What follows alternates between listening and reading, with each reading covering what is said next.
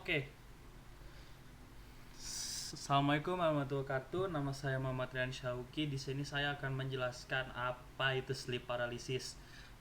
Kalian pernah dengar nggak sih kayak soal kata-kata ketindihan yang kayak orang-orang cerita gitulah, kayak kemarin gue ketindihan nih, ada kayak kerasa kejebak gitu loh, atau gak bisa gerak gimana gimana. Itulah kayak cita-cita orang-orang pada umumnya kan.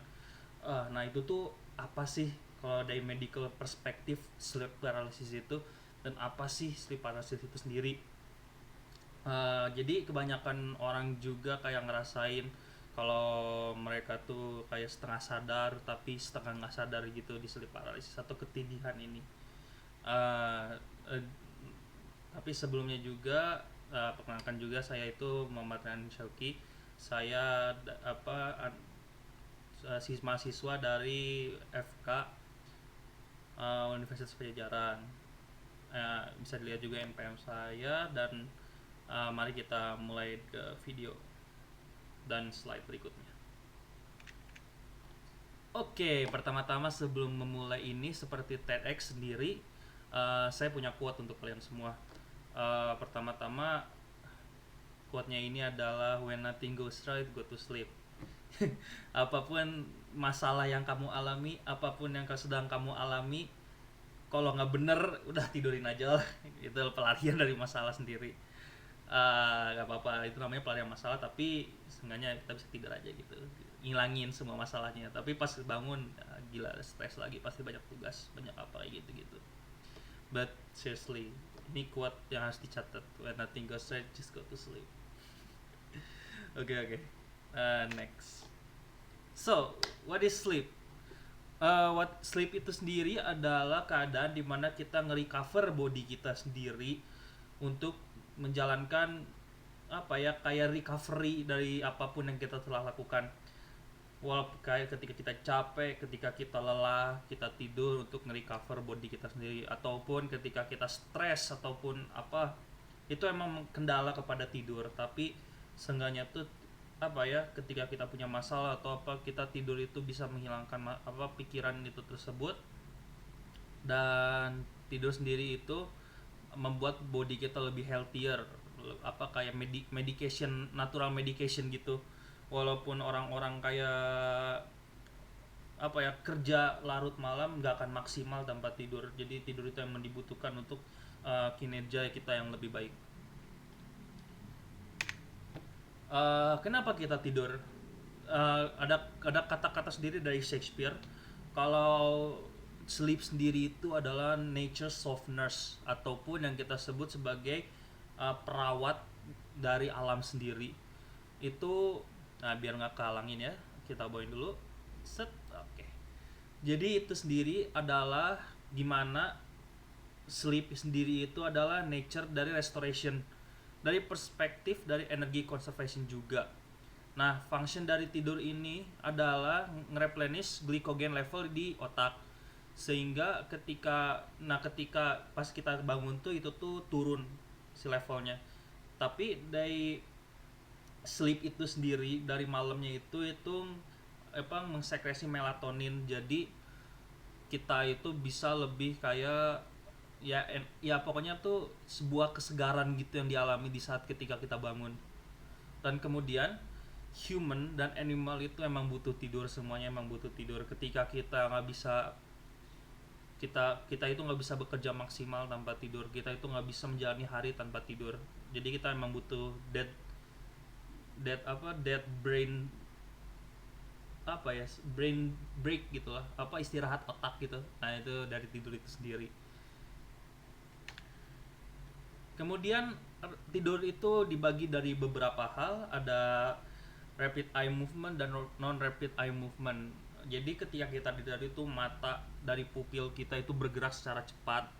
Itu tuh ketika kita udah melewati dari conscious level kita itu sendiri. Jadi ketika kita tidur, mata kita itu kayak rapid eye movement, gerak, dan itu tuh udah masuk state of dream, udah mulai apa, keadaan mimpi, kesadaran kita udah di luar sana. Dan kemudian ada non rapid eye movement.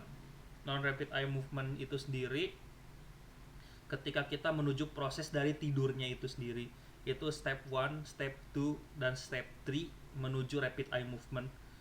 Tapi mata kita masih gerak, masih sadar, masih menutupkan mata, tapi itu itu transisi dari kita alam sadar menuju alam tak sadar. Jadi rem itu bukan rem ban ya, bukan rem ban ataupun yang kalau kalian kenal yang kanan, bukan rem itu juga gitu. Tapi itu adalah rapid eye movement dan non rapid eye movement. Kemudian tidur itu sendiri ada stage-nya juga. Ada beberapa stage, ada stage 1, stage 2, stage 3, stage 4. Jadi ketika kita nggak punya stage, ketika kita punya stage fright, kalau nggak ada stage ngapain harus fright? Nggak, bercanda, itu cuma meme doang. Oke, jadi sleep stage itu sendiri. Sleep stage itu sendiri ada stage 1, stage 2, stage 3, dan stage 4. Stage 1 sampai stage 3 itu merupakan non rapid eye movement, dan itu tuh transisi menuju ke alam bawah sadar. Oke, stage 1 itu sendiri adalah 5 atau 7 menit pertama yang merupakan kita itu menutup mata, masih merasakan sadar atau conscious, sehingga kita masih dalam keadaan sadar, tapi kita kayak slowly itu menuju rapid eye movement. Kemudian ada stage 2. Stage 2 itu udah ada kayak loss of consciousness sendiri. Itu approximately 10 sampai 15 menit. Dan kemudian stage 3 itu menuju stage kedua juga, kayak apa ya? Drowsy, udah kayak hilang kesadaran tapi menuju rapid eye movement, dan itu tuh udah menuju 20 sampai 25 menit. Nah, di situ tuh adalah transisi menuju alam bawah sadar kita, muscle tone kita udah supresi, semuanya udah turun, dan itu tuh menuju alam rapid eye movement. Kemudian stage 4 adalah rapid eye movement sendiri, dimana kita udah mengalami alam bawah sadar sendiri dan udah memulai gejala yang namanya dream. Nah, kemudian untuk sleep paralysis sendiri, sleep paralysis sendiri itu adalah enable to move your body individual, tapi itu tuh enable to move itu di antara kita itu tidur dan di antara kita itu tidak tidur. Jadi kayak sleep in REM but we are still alert gitu, jadi kayak setengah sadar maupun setengah tidak sadar. Nah, itu tuh terjadi bisa di individu yang sehat maupun beberapa individu yang sakit juga. Kalau dari individu yang sehat biasanya tuh dia tuh kayak kebanyakan tidur atau kekurangan tidur juga bisa itu. Nah, kemudian itu tuh bisa di-link juga terhadap psikiatri familial atau sleep disorder itu sendiri. Nah, jadi kayak sleep paralysis itu sendiri tuh kayak fenomena ketindihan yang kayak teman-teman bilang bisa kayak kok gua kayak bisa gua kayak sadar tapi nggak bisa gerak-gerak gitu. Nah, itu tuh dari sendiri itu sleep paralysis atau ketindihan. Nah, itu tuh kayak mereka tuh udah masuk REM tapi mereka tuh nggak bisa kayak mereka tuh udah masuk REM tapi mereka tuh kayak masih sadar, otak itu kayak nafas tapi nggak bisa gerak gitu. Itu sleep paralysis itu sendiri. Apa yang menyebabkan sleep paralysis? Pertama bisa dari lack of sleep, kemudian dari perubahan sleeping schedule atau jet lag kayak gitu, narkolepsi karena kebanyakan dari sleepnya juga itu bisa terjadi paralisis, penggunaan dari certain medication. Kemudian ada psikiatri familial atau sleep disorder dari dari sexual child abuse kayak gitu-gitu. Itu dari beberapa psikiatri disorder juga bisa menyebabkan sleep paralysis itu sendiri. Oke, medical perspective terhadap SP ini. Jadi dari result jadi result dari suspesi dari skeletal muscle tone ini yang terjadi oleh pons dan yang dilakukan oleh pons atau ventromedial medulla, ini akan ngefek neurotransmitter gamma aminobutyric acid. Nah, dan glikin. Nah, ini tuh bakal menginhibit motor neuron yang ada di spinal cord. Oke. Dari serious condition ini kita akan secara sadar mentally ya, yang itu secara sadar mentally, tapi kita aware terhadap surrounding kita, kanan kiri kita, tapi itu kita masih dalam rapid eye movement, dan si orangnya tuh bakal ngerasa kayak trap di dalam gitu loh, kayak kita nggak bisa gerak, kita nggak bisa apa, tapi itu bisa ngerasain kita itu nafas, kita itu bisa ngegoyangin badan, pokoknya kayak feel trap gitu, nggak bisa ngomong, nggak bisa berbicara, ataupun nggak bisa apa ya, dia juga nggak bisa, susah banget untuk membangunkan dirinya. Nah, bukan bisa dilihat juga individual can breathe dan properly aware of his surrounding, tapi dia itu padahal dalam keadaan tidur. Apa structure yang affect oleh sleep paralysis sendiri? Itu ada supresi yang terjadi pada skeletal muscle tone oleh pons dan ventromedial medulla. Kemudian ada amigdala. Amigdala itu yang membuat sense of threat and danger.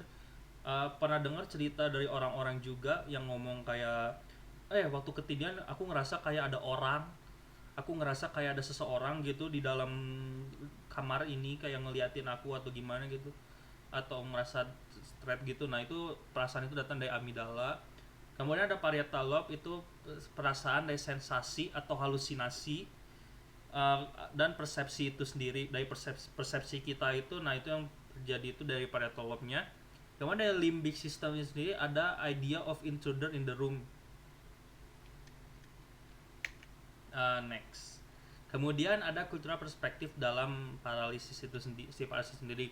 Jadi orang-orang tuh percaya kalau ada di Kambodia, contohnya di Kambodia itu mereka mendeskripsikan sleep paralysis itu sendiri sebagai spiritual attack, kayak ada serangan spiritual kepada dalam diri mereka. Ataupun kayak di Afrika dan di Amerika, mereka itu memandang sleep paralysis itu sendiri sebagai beberapa faktor, yang salah satunya itu kayak munculnya hantu maupun evil spirit, mereka itu percayanya itu. Emang rada gokil sih, tapi di Indonesia juga umumnya mereka itu percaya kayak, kalau misalnya kita ketindihan itu berarti ada kayak seseorang atau apa gitu yang sedang orang itu diserang itu. Emang itu ada cultural belief, dan semua orang juga berbeda-beda setiap daerah, jadi we respect that. Kemudian di Nigeria sendiri, mereka itu karena takutnya juga, mereka menyangkanya itu kayak spiritual attack juga atau apa, bisa beberapa hal. Tapi Nigeria mereka kayak melihat kalau mereka cenderung itu daripada ke dokter atau apa gitu, mereka visit religious belief atau traditional belief untuk beberapa doa itu, sehingga orangnya tuh bisa tenang atau kayak gitu. Dan itu cultural belief, semua orang di daerah di dunia ini pasti merasakan hal itu, dan mereka juga di dunia ini juga pasti punya beberapa pandangan menuju sleep paralysis itu sendiri. Oke, kemudian next.